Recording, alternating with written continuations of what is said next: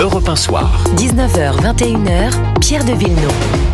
Et nous accueillons les chroniqueurs du soir. Bonsoir Vincent Roy. Bonsoir. Écrivain, journaliste. Bonsoir Philippe Guibert. Bonsoir Pierre. Chroniqueur politique. Et nous allons accueillir le rédacteur en chef de la revue politique et parlementaire. Bonsoir Arnaud Benedetti. Bonsoir à vous. Et merci d'être avec nous. Cette nomination, si elle intervient au poste de Premier ministre pour Thierry Baudet, l'actuel président du CESE, qu'est-ce que pour vous cela signifie, Arnaud Benedetti ? C'est une idée assez surprenante sur le fond, parce que si vous voulez, au moment où le régime se reparlementarise, au moment où il va falloir faire preuve d'un art parlementaire tout particulier, aller chercher une personnalité qui n'est pas parlementaire, qui n'a pas l'expérience du Parlement, ça ne répond pas forcément aux enjeux du moment. Vous savez, sous la Troisième et la Quatrième République, qui étaient des régimes où les combinaisons politiques, parlementaires étaient la règle, on avait des présidents du Conseil qui étaient tous des parlementaires expérimentés. Donc ça, c'est déjà une première observation. Et d'ailleurs, je crois que Madame Delga, qui a été interrogée, elle aussi s'est étonnée, tout en saluant bien évidemment les compétences du président du Conseil économique et social environnemental, de son absence d'expérience dans ce domaine. Ensuite, si vous voulez, c'est une autre perception qui se dégage de cette idée, c'est que on a un président de la République et d'ailleurs des proches du président de la République qui nous disent que de fait ils n'ont pas gagné les élections, que il faudra nommer quelqu'un qui soit bien évidemment en dehors de la majorité des faits. Là, en l'occurrence, on a le sentiment que à travers ce choix, le président de la République cherche une personnalité sur laquelle il pourra quand même conserver la main, comme si le président de la République ne souhaitait pas finalement rentrer dans une logique de cohabitation. Donc ce n'est pas forcément, si vous voulez, un signal qui est un signal facilitant pour ensuite bâtir des compromis parlementaires. Ce que vous dites, en gros, c'est s'il avait pu nommer quelqu'un de chez McKinsey, il l'aurait fait. Non, je ne dis pas exactement cela, parce que le président du Conseil économique et social, d'abord, est dans l'ordre protocolaire et doit être à peu près le 10e personnage de l'État, qu'il est à la tête de la 3e assemblée du pays, même si c'est une assemblée qui exprime les forces vives du pays et qui pas une assemblée élue en tant que telle. Donc c'est quelqu'un qui, en plus de par son parcours, a indéniablement des qualités certainement de négociateur, mais manifestement c'est pas quelqu'un qui dispose d'un capital politique tel qu'il puisse véritablement s'imposer par rapport au président de la République. Après, c'est peut-être pas étonnant de la part d'un président de la République qui lui-même n'est pas issu du Parlement, d'autant qu'il n'a jamais été élu nulle part. Et puis, d'un autre côté, et c'est aussi la question qu'on peut se poser, je me fais un peu l'avocat du diable, Arnaud Benedetti, c'est qui voulez-vous prendre au Parlement ? Qui fasse cohésion. Ce n'est pas forcément quelqu'un qui soit élu aujourd'hui. C'est quelqu'un qui ait une expérience parlementaire. Il est clair que quand on annonce les noms de Monsieur Cazeneuve ou de Monsieur Bertrand, c'est des personnalités politiques qui ont exercé des mandats parlementaires et qui ont exercé d'autres mandats politiques d'ailleurs et qui savent ce que c'est que négocier dans une situation complexe sur le plan politique. En outre, c'est, si vous voulez, c'est le cas du président du CESE qui sait aussi bien parler au MEDEF qu'à la CGT. Certainement, mais ce n'est pas la même chose sur le plan parlementaire. Les négociations sur le plan parlementaire sont très différentes des négociations qui peuvent exister au Conseil économique et social. Ça demande un knowledge, comme on dit en bon français, particulier. Ça demande en tout cas un savoir-faire, une pratique et une reconnaissance de par ses pairs. Et en outre, l'autre aspect, c'est que il est clair que quand vous décidez éventuellement d'opter pour une personnalité comme Monsieur Cazeneuve, vous envoyez quand même un signal qui est un signal, oui, je suis prêt d'une certaine manière. En tout cas, c'est le signal qui est envoyé, prêt éventuellement à partager le pouvoir politique. Là, en l'occurrence, c'est pas le signal premier qui est envoyé par cette idée-là. Et c'est peut-être aussi dérangeant. Merci beaucoup Arnaud Benedetti, rédacteur en chef de la revue politique et parlementaire Philippe Guibert. Il a raison Arnaud Benedetti dans le sens où ça n'est pas quelqu'un qui est dans la famille politique et qui ne saura peut-être pas faire. Néanmoins, je vous repose la question. Qu'avait-il comme autre choix, même si encore une fois les noms de Bernard Cazeneuve et de Xavier Bertrand ne sont pas complètement éludés? Je vais prolonger l'analyse d'Arnaud Benedetti que je partage largement en ajoutant quand même deux choses. C'est Bernard Cazeneuve a cet intérêt pour le président de pouvoir éloigner une motion de censure dans la mesure où on peut imaginer et penser que une trentaine de députés, une vingtaine, trentaine de députés socialistes peuvent ne pas vouloir le censurer. Ce qui peut être tout à fait stratégique dans le cas d'une motion de censure, dans la mesure où justement il faut éviter qu'il y ait plus de 289 députés qui votent la censure. Ça, c'est un atout majeur. Xavier Bertrand, dans une moindre mesure, peut aussi avoir ce type d'atout. Le président du CESE, et qui est un homme parfaitement respectable, c'est pas la question, n'a pas cet atout par reconnaissance de ses pairs. Si Emmanuel Macron prend une telle décision, ça envoie deux messages. Macron non plus. Oui, mais c'est peut-être un des problèmes. Ça envoie deux messages. Premièrement, c'est dire à la classe politique et à la classe parlementaire, finalement, vous n'êtes pas capable de gouverner. Et moi, je vous contourne en nommant quelqu'un qui vient des forces économiques et sociales. Je ne vais pas chercher dans les forces politiques. Et tout le rêve macroniste qui consistait à élargir aux modérés de gauche et de droite son camp pour essayer de former une alliance qui puisse un peu tenir, on le laisse tomber. Et puis deuxième message qu'il envoie, c'est que le nom du directeur de cabinet potentiel de Monsieur Baudet a fuité. C'est quelqu'un là aussi très estimable, un préfet de la région Nord, mais ça veut dire que c'est l'Élysée qui est dans la main. Parce que si vous faites fuiter le nom du directeur de cabinet qui joue un rôle tout à fait central... Faire fuiter, ça veut dire que pour vous c'est à dessein. Vous avez été directeur du SIC, donc vous savez comment ça marche. Parfaitement. Le directeur de cabinet d'un Premier ministre, c'est un poste stratégique. Le faire fuiter, c'est dire c'est toujours nous qui décidons, on ne lâche pas le pouvoir. Le SIG, le service d'information du gouvernement. Vincent Roy, votre analyse? Je la partage avec Philippe. Tout repose sur une bonne partie des choses repose sur les socialistes. Oui. Bon. Si vous avez une motion de censure contre Monsieur Baudet, vous avez le RN qui vote la motion, vous avez les communistes qui votent... Non, le RN a dit on n'utilise pas, on a entendu dans le journal de 19h, la motion de censure, c'est pas un joujou, on l'utilise pas comme ça. Mais dans l'absolu, si vous avez le RN qui vote la motion, que vous avez les communistes qui votent la motion, les écologistes qui votent la motion et les filles qui votent la motion, vous voyez bien que tout repose sur le Parti socialiste. Or, dans le Parti socialiste, il y a 62 sièges. Bon, là-dessus, il y en a qui vont être très reconnaissants d'avoir eu leur siège grâce à LFI, donc ils seront fidèles à LFI, et vous en avez une trentaine qui sont susceptibles de s'abstenir. Mais dans ce cas-là... vous dressez le portrait robot du Parti socialiste actuel. Il y a une frange fort et puis l'autre. Oui, mais dans ce cas-là, on se demande quel est le calcul de M. Macron, parce que le calcul le plus sûr, c'est quand même M. Cazeneuve. Parce que M. Cazeneuve, d'abord, il a la pratique parlementaire qui s'impose, et puis il a quand même la reconnaissance de ses pairs dans cette matière. Donc on comprend mal pourquoi, sauf à imaginer qu'effectivement Emmanuel Macron veuille rester le maître absolu. Et c'est ce que dit Arnaud Benedetti, Philippe Guibert. Oui, d'autant plus que le RN a effectivement déclaré qu'il ne ferait pas une censure a priori. Mais le RN, vis-à-vis de son électorat, ne pourra pas approuver un gouvernement qui mènerait une politique qui serait contraire à ses options politiques fondamentales. Donc ils ne veulent pas jouer la crise a priori. Mais l'enjeu, c'est pas simplement de savoir si un Premier ministre va tenir plus d'une semaine. Ça, c'était l'enjeu pour Lucie Casse-Tête. Mais c'est aussi de savoir s'il va réussir... Il faut vraiment arrêter de l'appeler Casse-Tête. Elle s'appelle Castet. Castet, excusez-moi. C'est mon mauvais esprit qui a... Et donc, l'enjeu est de savoir si le Premier ministre qui va être nommé par Emmanuel Macron est capable de faire voter un budget. Parce que je voudrais juste dire, si ça échoue, qui est derrière le dernier rempart? C'est Emmanuel Macron, et à ce moment-là, c'est la question de sa démission qui est posée, si ça ne marche pas. On en parlera dans quelques instants, 19h26, vous restez bien avec nous dans Europe 1 Soir. Dans un instant, le rappel des titres de l'actualité, et juste après, nous recevrons le président du cabinet de conseil en communication stratégique Tilder, Mathias Léridon, qui, en l'occurrence, connaît très bien Thierry Baudet, donc il nous parlera de cet homme qui est encore très inconnu du public. À tout de suite sur Europe 1. Europe 1 Soir. 19h, 21h, Pierre de Villeneuve. Jusqu'à 20h avec Vincent Roy, écrivain, journaliste, Philippe Guibert, chroniqueur politique, pour se diriger et essayer de savoir qui finalement va remporter la donne de ce prestigieux, évidemment, poste qui est celui de Premier ministre à Matignon. J'accueille le président du cabinet de conseil en communication stratégique Tilder. Bonsoir Mathias Léridon.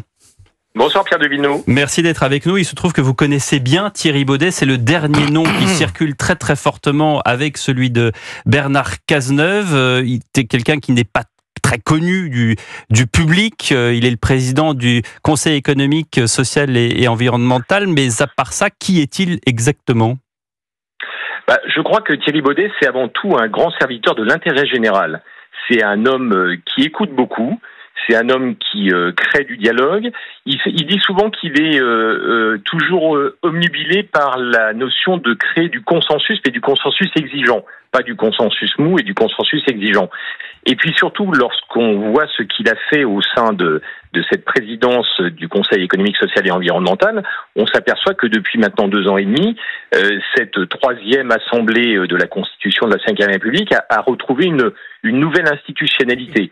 Il était invité comme Gérard Larcher et Yaël Braun-Pivet aux rencontres de Saint-Denis par Emmanuel Macron avec l'ensemble des présidents de partis politiques. Il dialogue avec l'ensemble des composantes de ce qu'il appelle la société civile agissante. C'est quelqu'un qui, en fait, est capable de dialoguer avec tout le monde. Et je pense que cette capacité de dialogue avec tout le monde, il l'a eu parce que son parcours précédent, donc il a été le créateur du groupe Vive, cette immense mutuelle organisée autour de la MGEN, la mutuelle de l'éducation nationale. C'est quelqu'un qui est un vrai produit de la méritocratie républicaine. Et instituteur, il a grimpé tous les échelons à la MGEN, et puis il est devenu le président du groupe Vive, et il a été élu président du Conseil économique, social et environnemental. Mathias Lérido, qu'est-ce que vous répondriez à Arnaud Benedetti qui disait, mais enfin, il y a quand même un obstacle majeur, c'est que ça n'est pas un parlementaire? D'abord, tous les premiers ministres de la Ve République n'ont pas été des parlementaires. On a eu une sociologie des premiers ministres qui était très très large au sein de la Ve République. La deuxième chose, c'est que même s'il n'a jamais été un élu dans le domaine politique, il a été élu au sein d'une mutuelle. Une mutuelle, c'est on commence un petit échelon local, puis ensuite, en fonction de ses mérites, en fonction de son engagement, on est capable de grimper. Donc, je ne sais pas. D'abord, personne ne sait s'il sera nommé ou pas nommé, puisque il y a beaucoup de débats aujourd'hui, mais oui. Vous l'avez remarqué aussi. Oui. C'est celle du président de la République qui décidera ou non de nommer une personnalité. Ce qui est sûr, c'est qu'en tout cas, c'est une personnalité qui est peu connue du grand public parce qu'il préfère agir que parler, donc il a donné peu d'interviews. Ouais. C'est pas quelqu'un qui est un habitué des médias, mais c'est quelqu'un qui est capable de positions très courageuses. On l'a vu sur la fin de vie, où il a vraiment pris position sur la loi sur la fin de vie. On l'a vu sur qui n'est pas forcément la même position que celle du président de la République.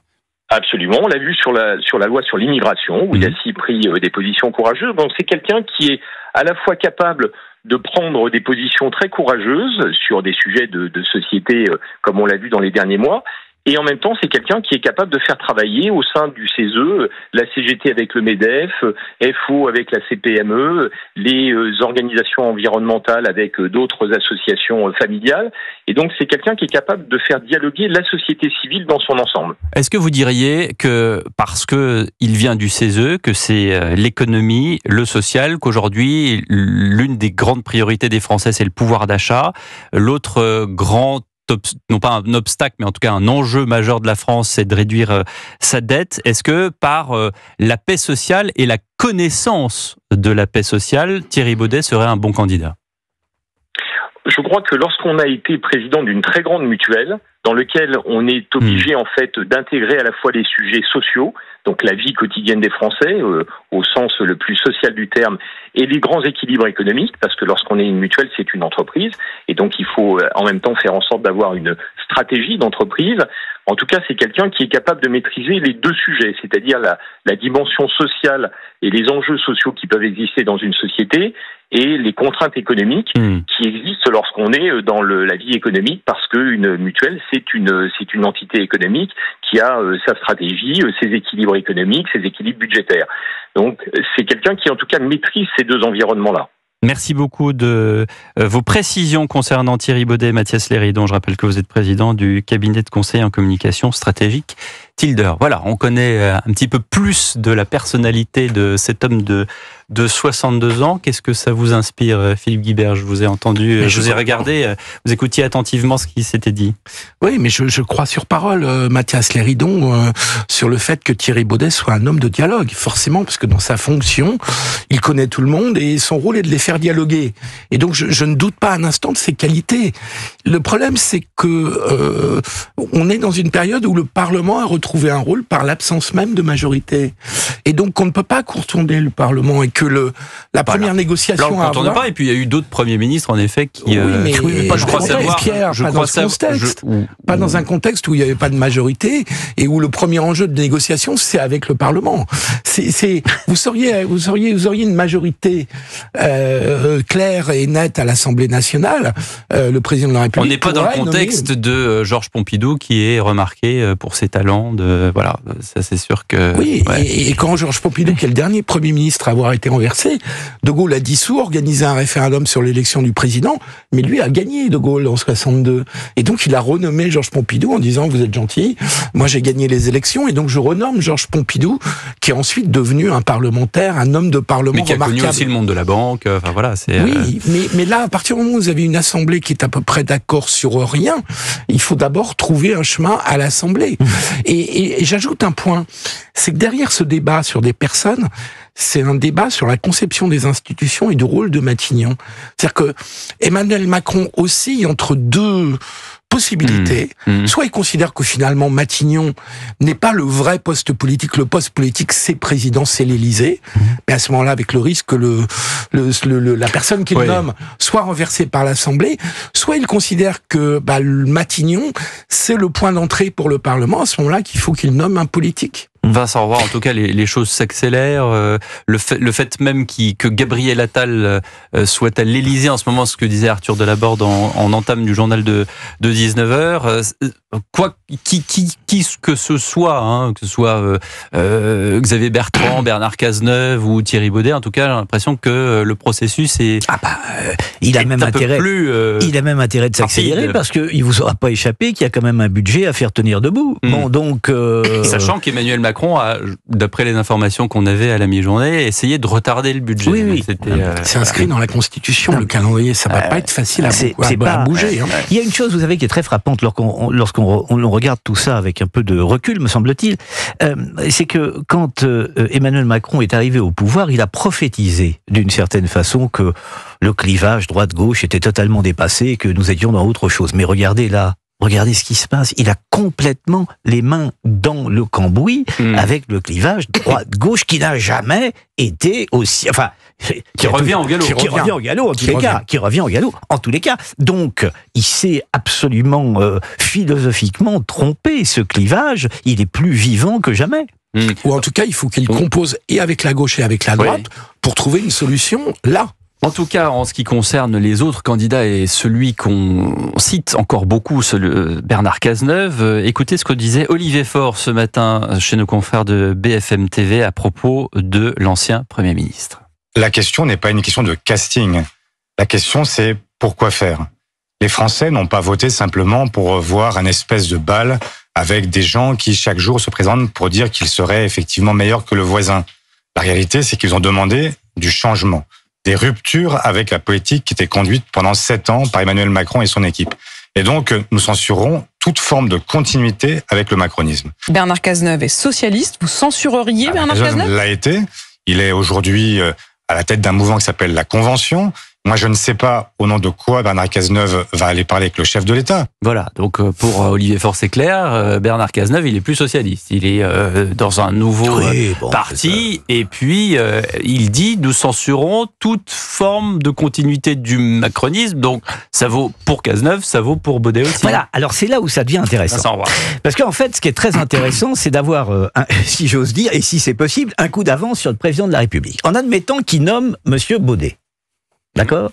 Eh ben, Monsieur Baudet va présenter la confiance de son gouvernement, etc., et il l'a pas. Alors là, que se passe-t-il ? Ce qui se passe, c'est que la question de la démission du président de la République sera posée. À partir du moment où, si vous faites un choix d'une personnalité politique, vous installez une forme de cohabitation. Si vous nommez Bernard Cazeneuve ou Xavier Bertrand, Emmanuel Macron ne s'engage pas autant derrière Cazeneuve et Bertrand. Si vous nommez une personnalité extra-politique, c'est un choix personnel d'Emmanuel Macron. Et donc si, dans l'hypothèse que vous évoquez, il était renversé, c'est évidemment une hypothèse possible. Derrière, que peut faire Emmanuel Macron ? Repartir dans des consultations pour renommer ce qu'il n'aurait pas fait dans un premier temps, c'est-à-dire de nommer un politique. Mais je pense que la crédibilité et la légitimité d'Emmanuel Macron commenceront à être sérieusement mises en doute. Alors qu'il avait une marge de manœuvre. S'il avait nommé Madame Castet, exactement. Là, il avait une marge de manœuvre. Oui, c'est-à-dire qu'on pouvait revenir. Il se débarrassait, absolument. Il se débarrassait du oui, enfin, le risque, et beaucoup d'observateurs le disent, c'est que même si vous donnez le pouvoir à Mme Castet, il y a possibilité, par décret, tout de suite, de faire quelque chose, entre guillemets, d'irréparable pour le chef, aux yeux du chef de l'État, que ce soit un SMIC à 1600 ou abolir la loi des retraites, c'était la frayeur. C'est une frayeur légitime, Vincent Roy. Non, mais bien sûr, mais attendez, vous pouvez pas, pouvez pas faire, à mon avis, vous ne pouvez pas faire de la politique à l'économie. C'est-à-dire que vous pouvez pas vous mettre à avoir peur à chaque fois qu'il se passe quelque chose. Mais c'est pas une question d'avoir peur. Mais non, mais dans ce cas-là, comment est-ce que vous voulez détricoter derrière? Mais Pierre, dans ce cas-là, il fallait pas dissoudre. Ah oui, mais fallait pas. Moi, je veux bien qu'on refasse tous les épisodes précédents, mais dans ce cas-là, c'est pas 2 heures d'émission dont j'ai besoin. Donc, vous allez être gentil, on va appeler la direction, puis on va savoir si on peut rester jusqu'à 2 heures du journal. Europe 1 soir, 19h, 21h, Pierre de Villeneuve. Avec le chronomètre qui s'est un peu affolé comme ça en fin de journée avec ce nom sur lequel on insiste un peu plus que d'habitude. Thierry Baudet, président du Conseil économique, social et environnemental, serait-ce lui qui aurait été désigné à Matignon? On ne le sait pas encore. Bernard Cazeneuve, Xavier Bertrand, François Bayrou serait à l'Élysée en ce moment. Gabriel Attal a été également convoqué à l'Élysée en cette fin de journée. Gabriel Attal qui ce matin était en visite dans une école primaire d'Issy-les-Moulineaux avec des questions parfois inattendues des élèves. Est-ce que vous savez qui ce sera le Premier ministre? Eh bien, ma réponse est non. Voilà. Mais c'est une vraie question que beaucoup de Français se posent. Et je n'ai pas la réponse, parce que vous savez qu'en France, c'est le président de la République qui choisit le Premier ministre. Aussi en fonction des élections législatives. C'est ça, il tient compte du résultat des élections, de la situation au Parlement, de plein de choses, pour choisir son Premier ministre. Bon, en tout cas, Gabriel Attal est rompu à l'exercice du porte-parole du gouvernement, donc il sait faire. Mais c'est vrai que quand on vous dit c'est qui le prochain Premier ministre, d'abord c'est pas très agréable, et puis ensuite après il faut quand même fournir une réponse, Philippe Guibert. Oui, qui te succède? C'est vrai que c'est jamais très agréable comme d'avoir à répondre à ce genre de questions, mais il s'exposait, mais il n'y est pour rien. Gabriel Attal, c'est pas lui qui maîtrise le il est pour rien. Il est pour rien, je suis pas si sûr, parce qu'après avoir dissous, mais il est pour rien non plus. Et là, pour le coup, dissous, c'est cher, puisqu'on le voit. Jeu de mots moyen, mais enfin, fallait le placer. À mon avis, Emmanuel Macron voulait nommer Jordan Bardella comme Premier ministre et l'user pendant 2 ans. Et c'est le même Attal qui lui a dit surtout pas Front républicain. Voilà, c'est comme ça que je lis l'histoire. Mais je suis pas le seul à la lire ainsi, donc il est pour rien. Non, sur la dissolution, on est d'accord, mais c'est tout à fait plausible comme histoire. Et dans ce cas-là, ça aurait été politiquement un coup savoureux. Oui, mais enfin Gabriel Attal, en tout cas, est en froid personnel et politique avec Emmanuel Macron depuis le 9 juin au soir, depuis l'annonce de la dissolution. Certains disent même que les relations s'étaient refroidies auparavant, en fait, depuis qu'il avait été nommé Premier ministre. Ce qui rejoint notre discussion d'aujourd'hui, Pierre, qui est de savoir, est-ce que Emmanuel Macron supporte l'idée qu'à Matignon, il y a une personnalité politique qui prennent de l'ampleur au Parlement, dans l'opinion, ou pas? C'est ça la vraie question. Quel président de la République, souvenez-vous quand même d'un autre président de la République qui désignait son Premier ministre de collaborateur. Les relations n'ont jamais été toujours très faciles. Il y a eu de nombreux ouvrages sur ce duo des premiers ministres et des présidents qui ont été faits d'ailleurs par des confrères qui parlaient des mésententes entre les uns et les autres. Et puis souvent ça commence par une lune de miel et ça finit par un divorce sanglant. C'est souvent comme ça. Donc, absolument. Pierre, Emmanuel Macron est sans doute le président qui est allé le plus loin dans le fait de nommer des inconnus, du grand public je parle, pas des gens qui, c'est pas dire des gens qui sortent de nulle part, mais des gens qui n'avaient pas de poids politique particulier. Oui, d'ailleurs, Édouard Philippe était peu connu et n'était pas une personnalité de premier plan en 2017. Jean Castex c'était encore moins. Elisabeth Borne non plus. Et on sent bien chez Emmanuel Macron. Et finalement, après avoir dissous le Parlement, enfin l'Assemblée, est-ce qu'il veut pas dissoudre Matignon? Ah, mais ça c'est l'évidence. Pour moi, Emmanuel Macron, c'est la formule de Churchill. La démocratie, c'est bien quand on est deux à décider et que l'autre est malade.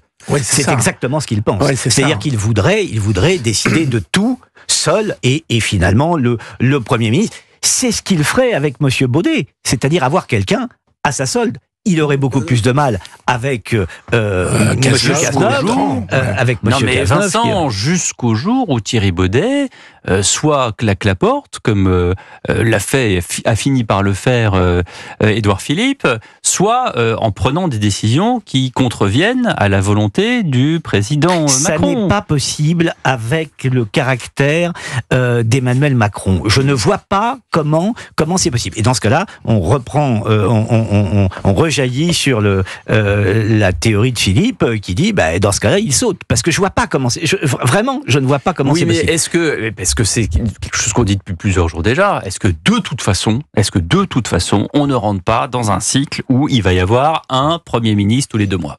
Est-ce qu'on rentre pas dans une séquence? Ça c'était vrai. Si vous avez raison, ce qui est fort possible. Philippe Guibert. Ce n'est pas la même chose si c'est un choix personnel du président ou si le Premier ministre est une personnalité politique qui a son autonomie. Exemple concret, si dans 2 mois, Bernard Cazeneuve, après avoir été nommé demain, est renversé, Emmanuel Macron n'est pas touché de la même façon que si c'est Thierry Baudet, qui est un homme qui politiquement n'existait pas auparavant et qui est un choix personnel d'Emmanuel Macron. Non, mais est-ce qu'on rentre pas dans une boîte de fusibles? Alors à ce moment-là, il faut nommer des fusibles. Thierry Baudet n'est pas un fusible pour Emmanuel Macron. C'est ce que je pense. Il n'est pas, n'existant pas politiquement, n'ayant pas une personnalité politique forte, ce qui n'enlève, encore une fois, c'est pas une question de qualité personnelle, mais n'ayant pas de personnalité politique forte auprès des Français, auprès du Parlement, il surexpose Emmanuel Macron. La censure de Baudet rejaillit très directement sur le président de la République, alors que la censure d'une Lucie Castet n'aurait absolument pas le même effet, et la censure d'un Cazeneuve n'aura pas le même effet. Mais Lucie Castet, on l'a dit tout à l'heure, il y avait cette frayeur, appelez ça comme vous voulez, ou en tout cas cette crainte plutôt qu'une frayeur, cette crainte de voir certains textes quand même assez vite adoptés. Pierre Suzizet convoquait une session extraordinaire du Parlement, et si la première ministre dans cette hypothèse-là avait pris une décision contestée par le Parlement, elle aurait été renversée. Bon, en attendant, il est 19h54, on n'a toujours pas de Premier ministre. On glose sur des noms qui sont pour l'instant encore au stade de l'hypothétique. Bon, voilà, écoutez, on verra ce qu'il en est.